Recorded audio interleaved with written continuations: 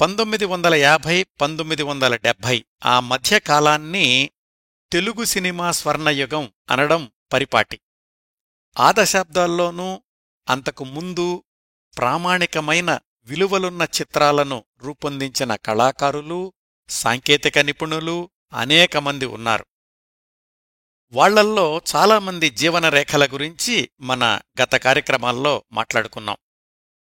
ఆ తరానికి చెందిన ఒక సుప్రసిద్ధ సాంకేతిక నిపుణుడి గురించిన విశేషాలు ఈరోజు తెలుసుకుందాం. ఆయన పేరు వల్లభజోస్యుల శివరాం లేదా వి. శివరాం. 1950 నుంచి విడుదలైన వందలాది చిత్రాల్లో శబ్దగ్రహణ దర్శకుడు లేదా శబ్దగ్రాహకుడు లేదా director of audiography, recordist Vallabhajosyula Sivaram లేదా వి. శివరాం లేదా కేవలం శివరాం అన్న టైటిల్ కార్డు మీలో చాలామంది చూసే ఉంటారు. ఏ సినిమా నిర్మాణంలోనైనా 24 క్రాఫ్ట్స్ అంటే 24 శాఖల భాగస్వామ్యం ఉంటుందని మీ అందరికీ తెలుసు కదా. అభివృద్ధి చెందిన సాంకేతికతతో మరికొన్ని శాఖలు కూడా ఈ జాబితాలోకి చేరుండొచ్చు. ఈ శాఖల్లో నిర్మాణం, దర్శకత్వం, సంగీత దర్శకత్వం, రచన, తారాగణం, గాయనీ గాయకులు, కెమెరా ఇలాంటి కొన్ని విభాగాల గురించి అందరికీ తెలుస్తుంది. కానీ నిజానికి సినిమా నాణ్యతలో ప్రతి విభాగమూ కీలకమైన పాత్ర పోషిస్తుంది. సరిగ్గా చెప్పాలంటే మనం చూసే సినిమా దృశ్యాలన్నీ కెమెరామ్యాన్ లెన్సులోనుంచి చిత్రీకరిస్తే ఎడిటర్ అమర్చిన వరసలో కనిపించేవే. అలాగే సినిమాల్లో కొన్ని చోట్ల ఫలానా హీరో డైలాగ్స్ ఎంత గంభీరంగా ఉన్నాయో, ఆ వాయిసులో ఎంత బేసుందో, హాలంతా దద్దరిల్లిపోయింది అనే వ్యాఖ్యలు వింటూ ఉంటాం. అట్లాగే ఆహా ఆ పాటల్లో సాహిత్యం ఎంత స్పష్టంగా వినిపిస్తోందో అనో, అబ్బే పాటల్లోని మాటల్ని సంగీతం మింగేసిందనో వ్యాఖ్యలు కూడా వింటూ ఉంటాం. ఈ ధ్వనికి సంబంధించిన విభాగమే శబ్దగ్రహణ శాఖ. ఆ శాఖా నిపుణుడి నైపుణ్యం మీదే మనం సినిమాల్లో వినే మాటల, పాటల నేపథ్య సంగీత, ఇతర శబ్దాల నాణ్యత ఆధారపడి ఉంటుంది. పాటల రికార్డింగ్, మాటల రికార్డింగ్ లేదా డబ్బింగ్, నేపథ్య సంగీత ధ్వనిముద్రణ లేదా రీరికార్డింగ్, స్పెషల్ ఎఫెక్ట్స్, వీటన్నింటినీ తగుపాళ్లలో సమ్మిళితం చేసే మిక్సింగ్, ఇవన్నీ శబ్దగ్రాహకుడి శాఖలోని సిబ్బంది బాధ్యత. ఇప్పుడంటే అనేక సౌకర్యాలు అందుబాటులో ఉండి ఈ రికార్డింగ్ అనేది అంత సంక్లిష్టం కాదు. కానీ 60-70 సంవత్సరాల క్రిందట ఫిలిం మీదనే శబ్దాన్ని రికార్డు చేసిన రోజుల్లోనూ, ఇంకా అంతకు ముందు షూటింగు సమయంలోనే మాటల్ని, పాటల్ని, సంగీతాన్ని, ఇతర ధ్వనుల్ని కూడా అక్కడికక్కడే లైవ్ రికార్డింగ్ చేసిన రోజుల్లోనూ శబ్దగ్రహణ శాఖ ప్రభావం సినిమా నాణ్యత మీద చాలా ఎక్కువగా ఉండేది. తెలుగు సినిమా స్వర్ణయుగంలోని వందలాది సినిమాల మాటలు, పాటలు, సంగీతం ఇప్పటిక్కూడా స్పష్టంగా వినిపిస్తున్నాయి అంటే ఈ శబ్దగ్రహణ దర్శకులే కారణం. వాళ్లల్లో ఒకరు ఈరోజు మనం మాట్లాడుకుంటున్న వల్లభజోస్యుల శివరాం గారు, వి. శివరాం గారు. శివరాం గారు సహాయకుడిగా శబ్దగ్రహణ శాఖలో తన జీవితాన్ని ప్రారంభించి ఆ తరువాత ఆ శాఖకు అధిపతి అయి దశాబ్దాలపాటు విజయవాహిని స్టూడియోల్లో నిర్మాణమైన అనేక చిత్రాలకు శబ్దగ్రహణ శాఖను అత్యంత ప్రతిభావంతంగా నిర్వహించారు. ఇంకో విశేషమేమిటంటే వల్లభజోస్యుల శివరాం గారు సాంకేతిక నిపుణుడు కాకముందే సినీ నటుడు, గాయకుడు కూడా. 1943లో విడుదలైన కె.వి. రెడ్డిగారి మొట్టమొదటి చిత్రం భక్తపోతనలో పోతన కొడుకు మల్లనగా నటించింది శివరాం గారే. అందులో తన పద్యాన్ని తనే లైవ్లో పాడుకున్నారు. ఆ తర్వాత కూడా గుణసుందరి కథ, షావుకారు, గులేబ కావళి, దీక్ష, రంగులరాట్నం ఇలాంటి దాదాపు 25-30 సినిమాల్లో నటించారు శబ్దగ్రాహకుడిగా కొనసాగుతూనే. ఆయన ధరించిన పాత్రలు కూడా నిడివిలో తక్కువైనప్పటికీ ప్రాముఖ్యత గల పాత్రలు, కీలకమైన పాత్రలు కావడం గమనార్హం. మరిన్ని విశేషాలు ప్రధాన కార్యక్రమంలో టైమ్లైన్ ప్రకారం తెలుసుకుందాం. నటన అనేది ఇతర శబ్దగ్రహణ దర్శకులకు లేని శివరాం గారు ప్రవేశించిన విభాగమన్నమాట. వల్లభజోస్యుల శివరాం గారి జీవన రేఖల్లో మరికొన్ని ఆసక్తికరమైన విశేషాలేమిటంటే, కళా తపస్వి కె విశ్వనాథ్ గారు ఆడియోగ్రఫీ శాఖలో వి శివరాం గారికి కొద్ది నెలలు జూనియర్. శివరాం గారు అసోసియేట్గా పనిచేసిన కొన్ని సినిమాలకు విశ్వనాథ్ గారు అసిస్టెంట్గా పనిచేశారు శబ్దగ్రహణ శాఖలోనే. వి శివరాం గారు గుంటూరు కాలేజీలో ఫిజిక్స్ డిపార్ట్మెంట్లో డిమాన్స్ట్రేటర్గా పనిచేసిన రోజుల్లో ఎన్టీఆర్, జగ్గయ్య, ఎం మల్లికార్జునరావు, కెవిఎస్ శర్మ మొదలైన వారు ఆ కాలేజీలో విద్యార్థులు. వయసులో వాళ్లకంటే శివరాం గారు సుమారుగా 6-7 సంవత్సరాలు పెద్దవారు. మరొక విశేషం, 1946-47 ప్రాంతాల్లో వీళ్లంతా కలిసి గుంటూరు పరిసర ప్రాంతాల్లో రంగస్థల నాటకాలు కూడా వేశారు. అక్కడ విద్యార్థిగా పరిచయమైన ఎన్టీఆర్తో శివరాం గారు తరువాత సినిమాల్లో కలిసి నటించారు. ఆయన పాటల్నే మాటల్నే రికార్డు చేశారు. ఆయన సినిమాలకు సౌండ్ విభాగాన్ని నిర్వహించారు. ఆ ప్రయాణం ఎన్టీఆర్ ముఖ్యమంత్రి అయ్యాక కూడా కొనసాగి ఆయన హయాంలో ఎస్ఐఈటీకి డైరెక్టర్గా కూడా పనిచేశారు వల్లభజోస్యుల శివరాం గారు. అంత విస్తృతమైంది శివరాం గారి లైఫ్ క్యాన్వాస్. శివరాం గారి ప్రతిభ, గుర్తింపు ఆయన పనిచేసిన సినిమాలకు మాత్రమే పరిమితం కాలేదండి. అనేక ప్రతిష్టాత్మకమైన పురస్కారాల ఎంపిక కమిటీల్లో సభ్యుడిగా కూడా పనిచేశారు.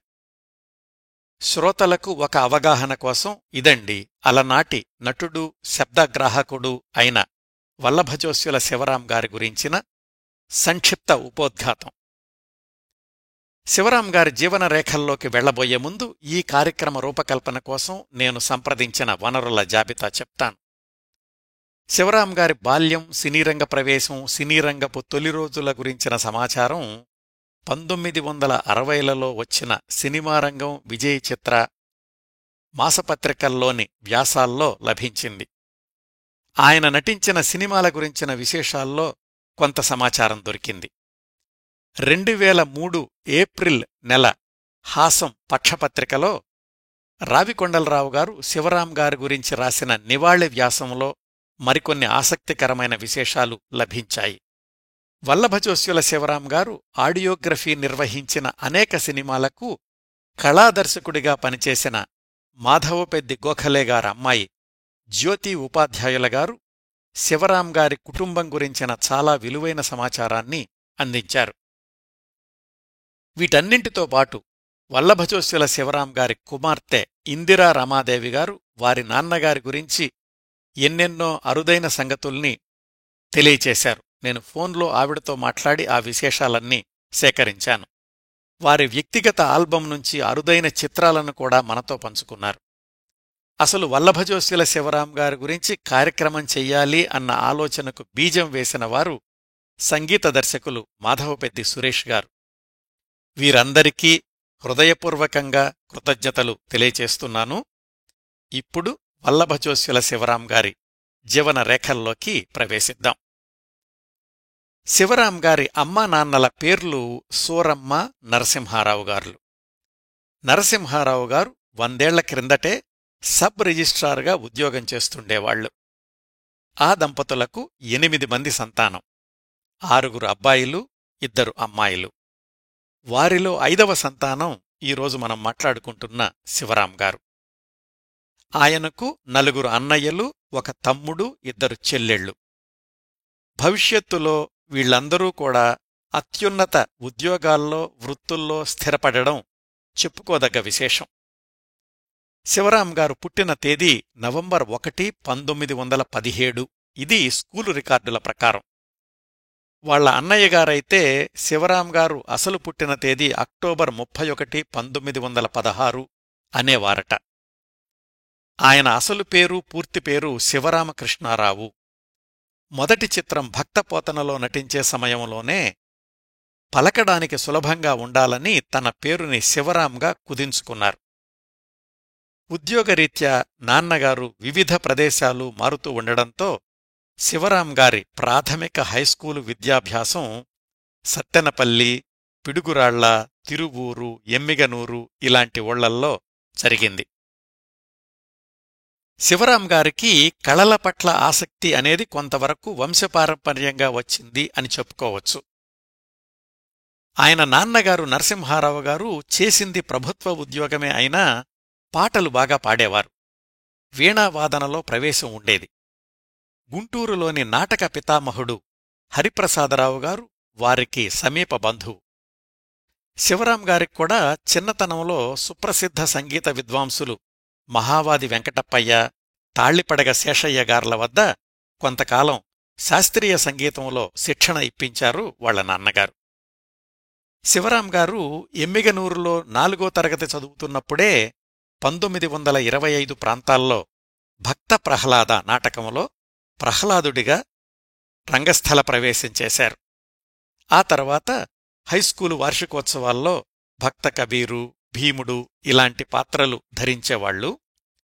ఆ రోజుల్లో రంగస్థల నటుడు అంటే తప్పనిసరిగా గాయకుడై ఉండాలి. తాను తీసుకుంటున్న శాస్త్రీయ సంగీత శిక్షణ అందుకు ఉపయోగపడింది. విద్యార్థిగా ఉన్న రోజుల్లోనే సితారు, వీణ, వయోలిన్ కూడా నేర్చుకున్నారు. చిన్నతనంలోనే అలవడిన ఈ సంగీత మరియు సంగీత పరికరాల ప్రావీణ్యత తరువాత రోజుల్లో ఆయన సినిమాల్లో రికార్డిస్టుగా పనిచేసినప్పుడు చాలా ఉపయోగపడింది.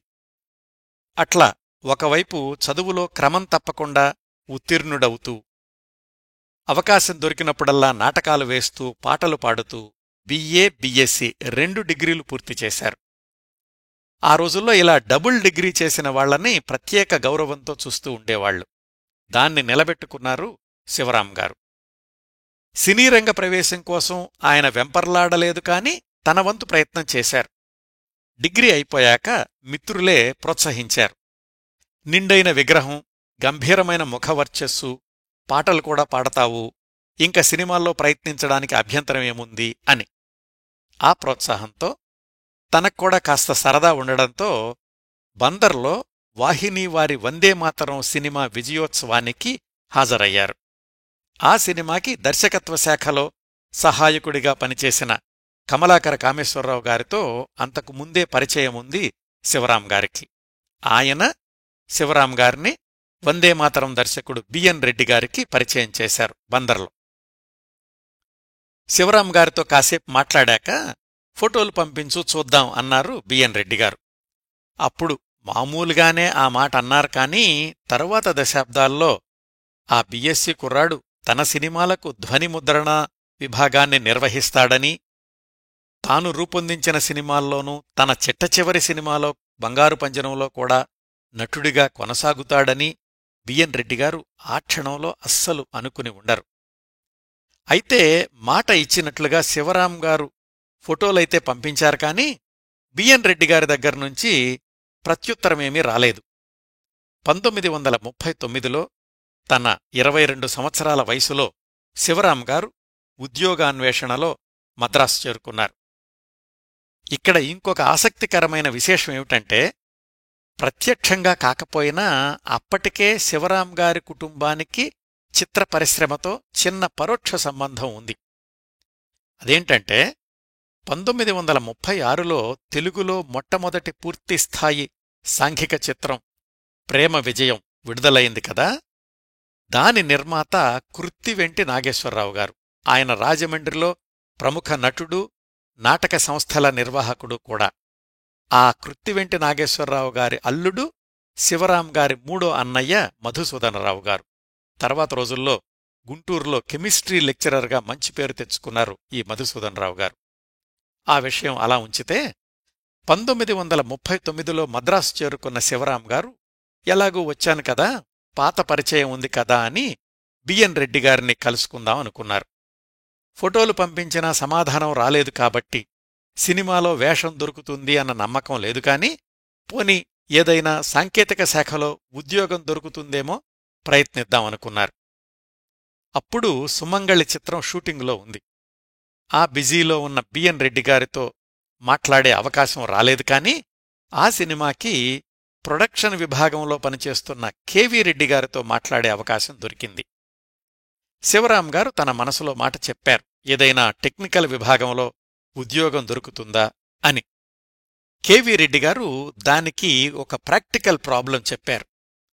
టెక్నికల్ శాఖలన్నీ స్టూడియోల్లో ఎక్కువగా ఉంటాయి, మాదేమో సినిమా యూనిట్టు, మీక్కావలసిన సాంకేతిక బృందాలన్నీ స్టూడియోలో ఉంటాయి కాబట్టి మా దగ్గర ప్రస్తుతం నీకు టెక్నికల్గా ఉద్యోగం ఏమీ ఇవ్వడం కుదరదు అని.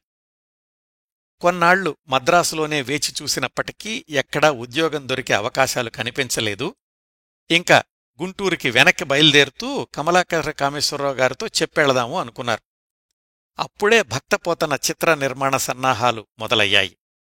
కమలాకర కామేశ్వరరావు గారితో మాట్లాడుతున్న శివరాం గారిని చూశారు కెవి రెడ్డి గారు.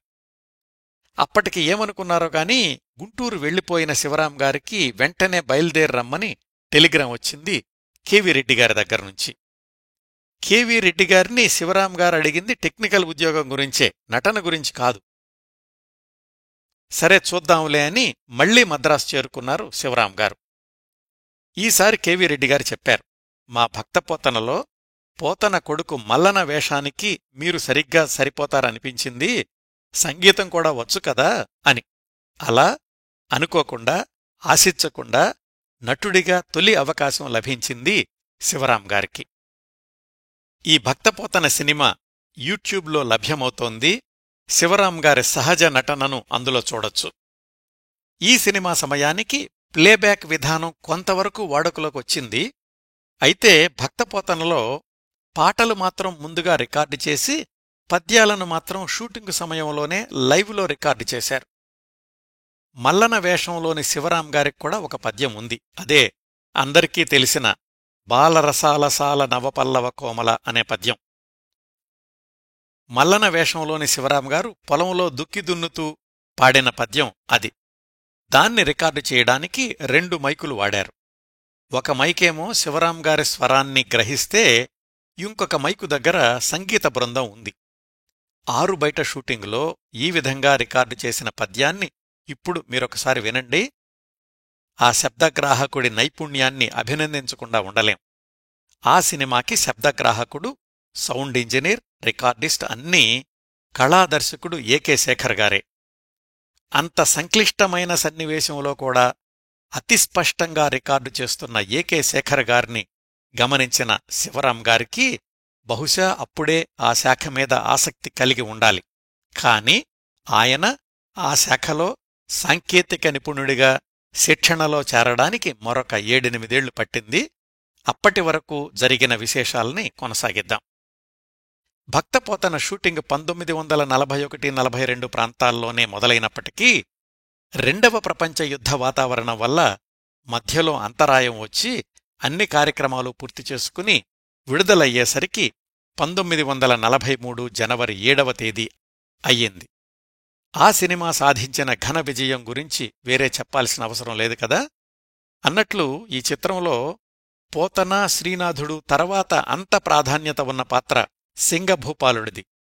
ఆ పాత్ర ధరించిన డాక్టర్ శర్మ, డాక్టర్ విఆర్ శర్మగారు వల్లభజోస్యుల శివరాం గారికి స్వయంగా అన్నగారే. ఆయనక్కూడా ఒక పద్యం ఉంటుంది ఈ చిత్రంలో.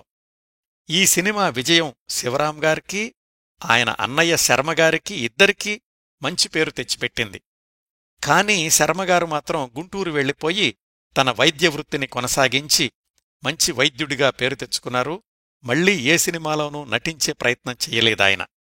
శివరాం గారు మాత్రం మద్రాసులోనే ఉండి సినిమా ప్రయత్నాలు చేశారు. కానీ 2వ ప్రపంచ యుద్ధ వాతావరణం వల్ల, చిత్ర పరిశ్రమలో నెలకొన్న అనిశ్చిత పరిస్థితి దృష్ట్యా, షూటింగులో ఉన్న సినిమాల సంఖ్య కూడా అతి తక్కువ అవడం వల్ల వెంటనే అవకాశాలు రాకపోవడంతో మళ్లీ గుంటూరు వెళ్ళిపోయారు. అనుకోకుండా ఒకరోజు బహుశా 1943 ప్రాంతాల్లో దర్శకుడు పి. పుల్లయ్య గారి దగ్గర్నుంచి కబురొచ్చింది గుంటూరులో ఉన్న శివరాం గారికి, అర్జెంటుగా బయలుదేరి కొల్హాపూరు రండి అని. ఆయన అంటే పి. పుల్లయ్య గారు అప్పటికి స్టార్ కంబైన్స్ బ్యానర్లో మాయా మచ్చేంద్ర అనే సినిమాకి ఏర్పాట్లు చేసుకుంటున్నారు. ఆయన దగ్గర గుంటూరుకు చెందిన మరో కుర్రాడు సహాయకుడిగా పనిచేస్తున్నాడు. ఆయనే తర్వాత రోజుల్లో ప్రముఖ క్యారెక్టర్ యాక్టర్ ముక్కామలగారు.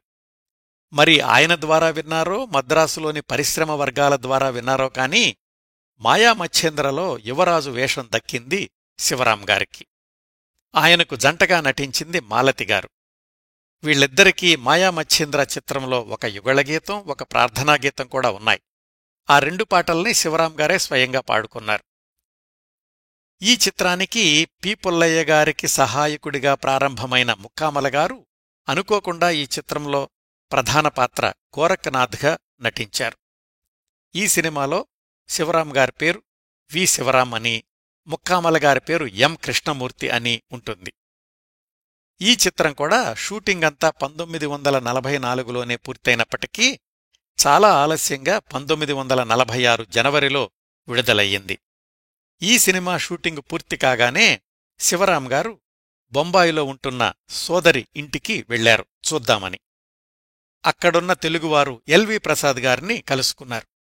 టెక్నికల్ ఉద్యోగం లేదా వేషమేమైనా దొరుకుతుందేమోననే ఆశతో.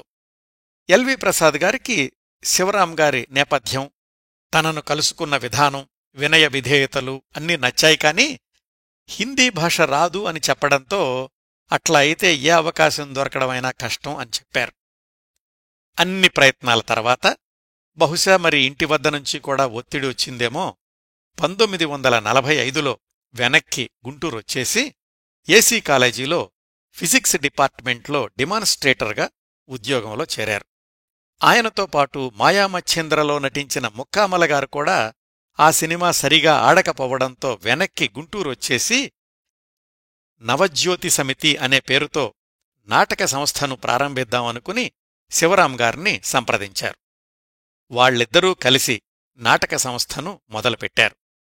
ఆ సంస్థ తరఫున భక్త కబీరు, కొండవీటి యుద్ధం లాంటి తెలుగు నాటకాలు, సాక్రిఫైస్ లాంటి ఆంగ్ల నాటకాలు కూడా ప్రదర్శించారు. వాటిల్లో కొన్నింటికి శివరాం గారే సంగీత దర్శకత్వం కూడా చేశారు.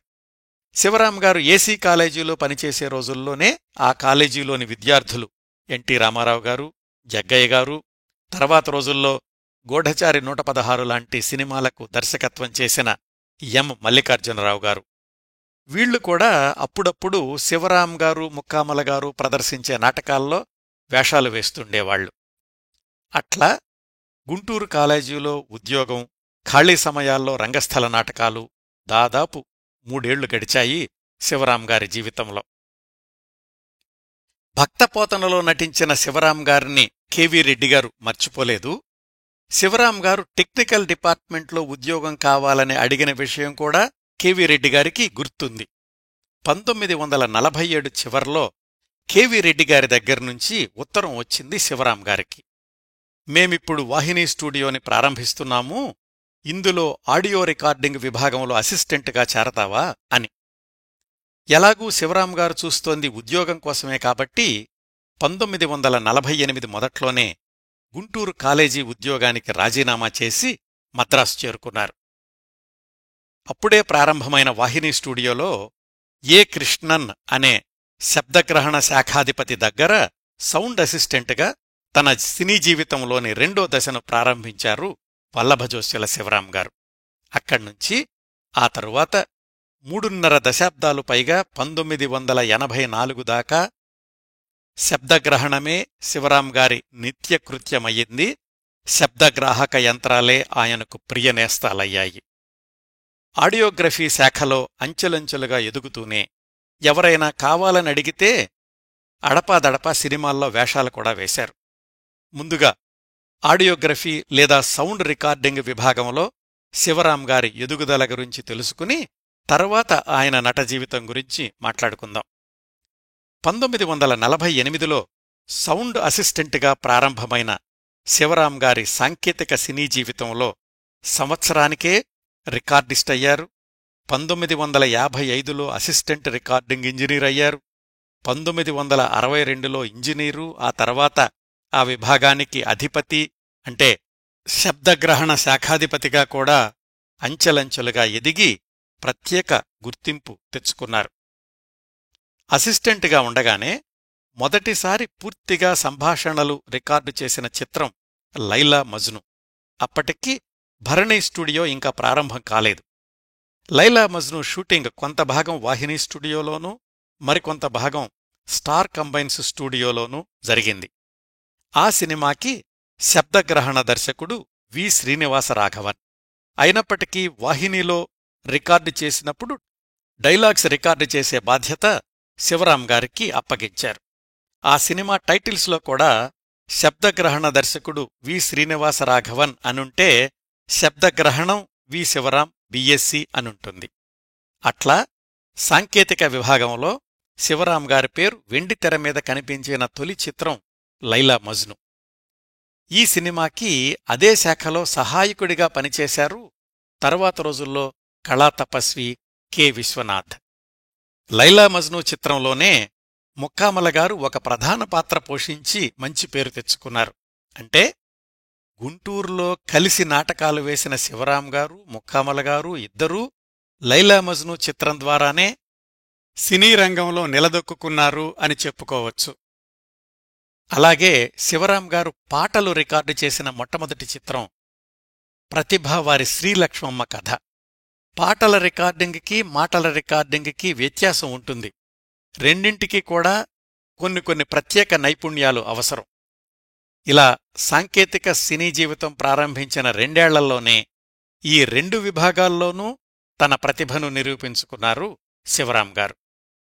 పాతాళ భైరవి చిత్రం దగ్గర్నుంచి విజయవారి చిత్రాలన్నింటికీ శివరాం గారే రికార్డిస్టు. పాతాళ భైరవి చిత్రానికి తన గురువు కృష్ణన్తో కలిసి రీరికార్డింగ్లో కూడా శివరాం గారు పాల్గొన్నారు. పాతాళ భైరవి రీరికార్డింగ్లో జరిగిన ఒక తమాషా సంఘటన. ఆ సినిమాలో మాంత్రికుడు తోటరాముణ్ణి పాతాళ భైరవి దగ్గరకు తీసుకెళ్తాడు. అక్కడ పెద్ద చెట్టుంటుంది. అక్కడ తోటరాముడు గుహలోకి వెళ్ళాక ఓ అని భయంకరమైన కోత వినిపిస్తుంది. ఆ శబ్దం సృష్టించడానికి దాదాపు వారం రోజులు శ్రమించారట. చివరికి ఒక ఖాళీ మట్టికుండం తీసుకుని దానిలోకి శివరాం గారే ఆ కోత కూస్తే దాన్ని రికార్డు చేశారు. ఆ రోజుల్లో అట్లా చిన్న చిన్న ఎఫెక్ట్స్ కోసం ఎంతో శ్రమించేవాళ్లు. ఆధునిక సాంకేతికతతో అలాంటివన్నీ క్షణాల్లో సాధ్యమవుతున్నాయనుకోండిప్పుడు. అవేమీ లేని రోజుల్లో శ్రమించబట్టే శివరాం గారులాంటి సాంకేతిక నిపుణులు అంత మంచి పేరు తెచ్చుకున్నారు. ఆ తొలి సంవత్సరాల్లోనే స్వప్నసుందరి, మాయారంభ లాంటి చిత్రాలకు రికార్డిస్టుగా పనిచేశారు. చంద్రహారం లాంటి సినిమాల్లో రీరికార్డింగులో కూడా తన ప్రతిభ నిరూపించుకున్నారు. విజయవారి మిస్సమ్మ, మాయాబజార్ లాంటి ప్రతిష్టాత్మక చిత్రాల రికార్డింగ్ విభాగంలో కీలకమైన పాత్ర పోషించారు శివరాం గారు. సినిమా అంతా పూర్తయిపోయి దర్శకుడు తన దగ్గరకు వచ్చేదాకా వేచి చూడకుండా ముందుగానే సినిమా స్క్రిప్టు చదివి పాత్రల స్వభావాల్ని, సన్నివేశాల్ని అర్థం చేసుకుని రికార్డింగ్కి, రీరికార్డింగ్కి ముందుగానే సిద్ధంగా ఉండేవాళ్లు శివరాం గారు. అలా స్క్రిప్టు మీద పూర్తి అవగాహన ఉంటేనే రికార్డింగ్కి న్యాయం చేకూర్చగలము అని నమ్మి ఆచరించేవాళ్లు ఆయన.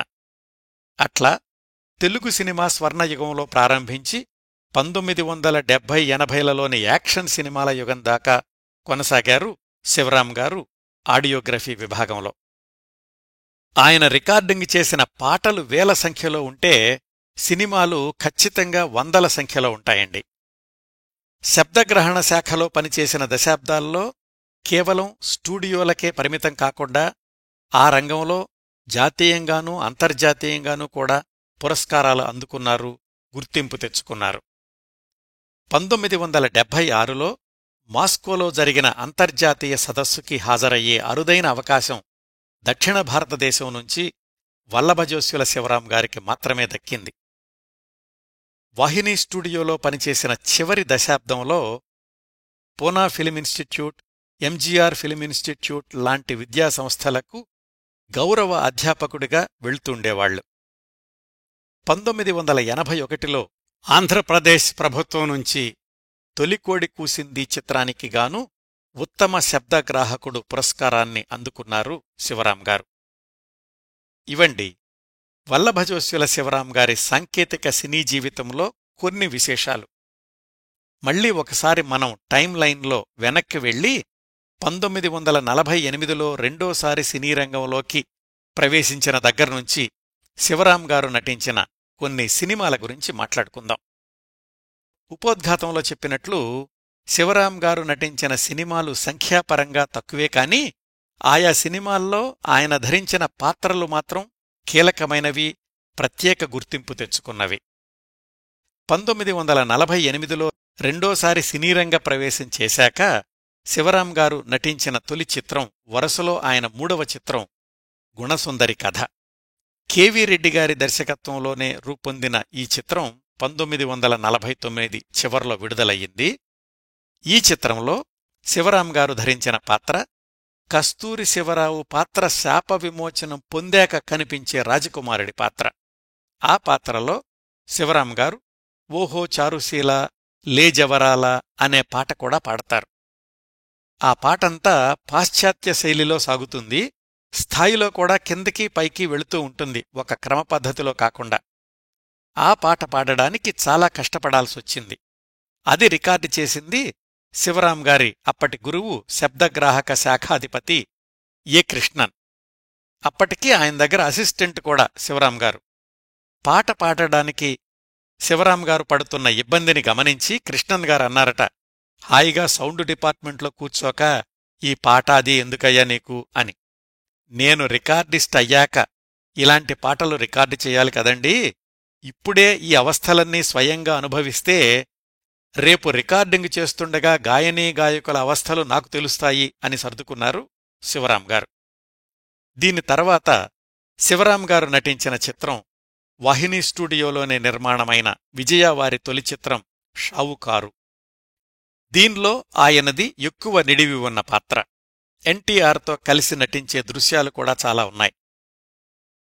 ఆ సినిమా షూటింగుకి 2 ఏళ్ల ముందు గుంటూరు ఏసీ కాలేజీలో శివరాం గారు డిమాన్స్ట్రేటర్ అయితే ఎన్టీఆర్ విద్యార్థి. 2 ఏళ్ల తర్వాత మళ్ళా వాళ్ళిద్దరూ సినిమా రంగంలో కలుసుకుని కొనసాగారు.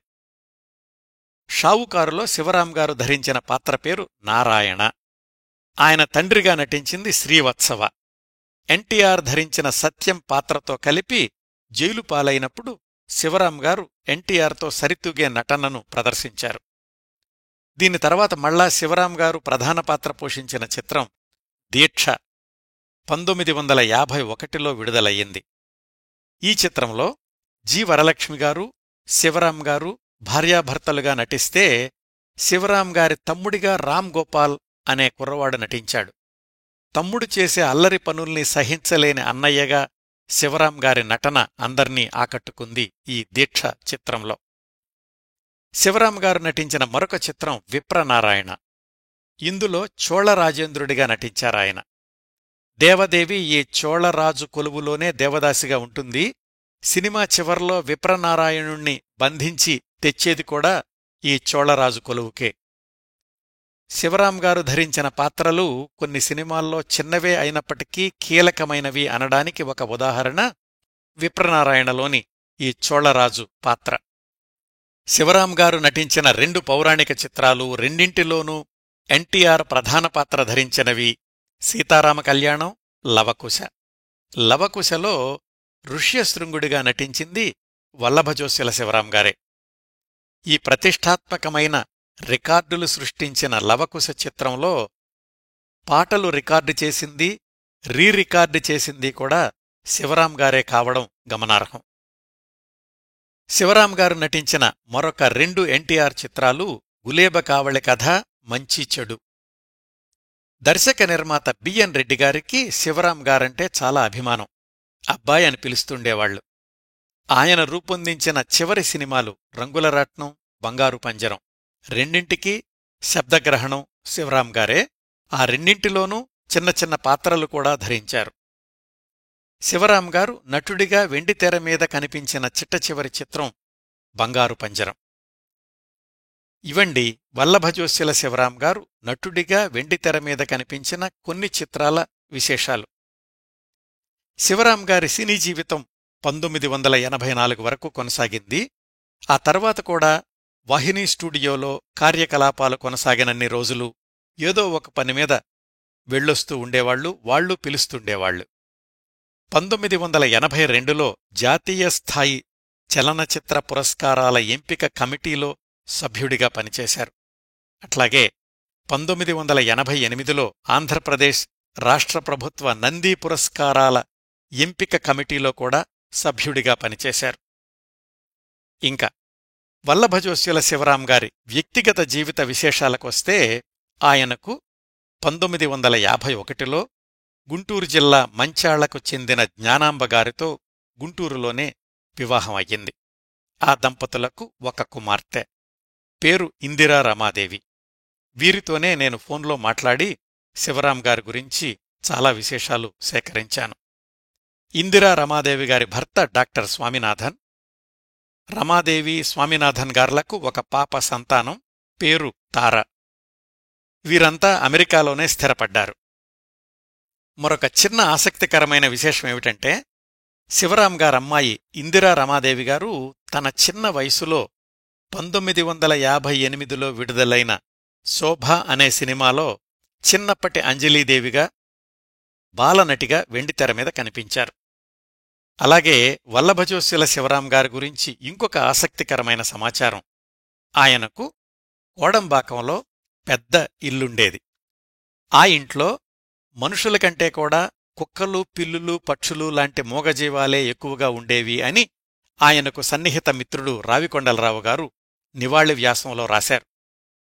వీధుల్లో అనారోగ్యంతో పడి ఉన్న కుక్కల్ని ఇంటికి తెచ్చి వాటికి వైద్యం చేయించి మందులిప్పించి పాలు పోసి పెంచేవారట. కుక్కల్ని, పిల్లుల్ని కూడా ఒకచోట చేర్చి సహజీవనం సాగించిన ఘనత కూడా శివరాం గారిదే అని రాశారు రావికొండలరావు గారు.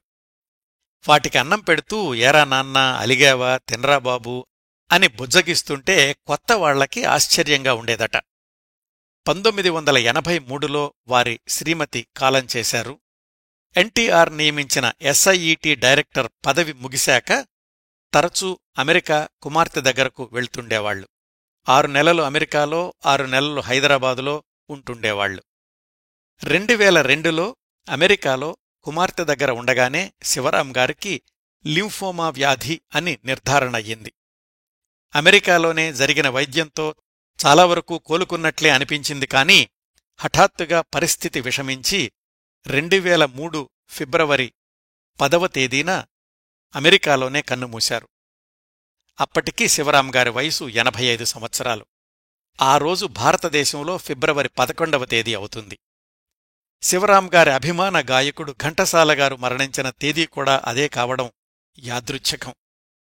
ఇవండి అలనాటి శబ్దగ్రహణ శాఖాధిపతి, నటుడు వల్లభజోస్యుల శివరాం గారి గురించి నేను సేకరించగలిగినన్ని విశేషాలు. ఈ కార్యక్రమాన్ని ముగించబోయే ముందు శివరాం గారి కుమార్తె ఇందిరా రమాదేవి గారు పంపించిన సందేశం వినిపిస్తాను. శ్రోతలకి నమస్కారం. నా పేరు ఇందిరా రమాదేవి. నేను వల్లభజోస్యుల శివరాం గారి అమ్మాయిని. కిరణ్ ప్రభ గారి కార్యక్రమం ద్వారా మిమ్మల్ని కలుసుకోవడం చాలా ఆనందంగా ఉంది. కిరణ్ ప్రభ గారి కార్యక్రమాలకు మేము పెద్ద అభిమానులం. ఎవరి గురించైనా ఎన్నో వివరాలు సేకరించి చాలా డీటెయిల్డ్గా చెప్తారు. ఆయన మా నాన్నగారి గురించి కార్యక్రమం చేస్తున్నారంటే చాలా సంతోషం అనిపించింది. ఫోన్లో నాతో మాట్లాడారు. మా నాన్నగారి గురించి ప్రతి చిన్న విషయం అడిగి తెలుసుకున్నారు. నాన్నగారు చనిపోయి 20 సంవత్సరాలకి పైనే అయినా ఆయన రికార్డ్ చేసిన సినిమాలు, నటించిన సినిమాలు ఇప్పటికీ మీ అందరి అందుబాటులో ఉండడం మాకు చాలా ఆనందంగా ఉంది. ఆయన పట్ల మీరు చూపే ఆసక్తి, అభిమానం ఆయన లేని లోటుని మర్చిపోవడానికి ఎంతో సహకరిస్తున్నాయి. తన టాక్ షో ద్వారా ఈ తరం శ్రోతలకి మా నాన్నగారి గురించి వివరాలు తెలియజేస్తున్న కిరణ్ ప్రభ గారికి నా హృదయపూర్వక ధన్యవాదాలు. వింటున్న శ్రోతలందరికీ కూడా మనస్ఫూర్తిగా నా థ్యాంక్స్ చెప్పుకుంటున్నాను. సెలవు. ధన్యవాదాలు ఇందిరా రమాదేవి గారు. మీ నాన్నగారి గురించి మీరందించిన సమాచారం ఈ కార్యక్రమ సాధికారతకు ఎంతగానో ఉపయోగపడింది. శ్రోతలారా, ఈ ఎపిసోడ్ని ఇంతటితో ముగిస్తానండి. ఈ కార్యక్రమాలను ఆదరించి అభిమానిస్తున్న శ్రోతలందరకు హృదయపూర్వకంగా కృతజ్ఞతలు తెలియచేస్తున్నాను. మళ్లీ వారం మరొక మంచి కార్యక్రమంతో కలుసుకుందాం. అంతవరకు నవ్వుతూ ఉండండి. మీ నవ్వులు 10 మందికి పంచండి. ప్రస్తుతానికి మీ వద్ద సెలవు తీసుకుంటోంది సదా మీ ఆదరాభిమానాలను కోరుకునే మీ కిరణ్ ప్రభ.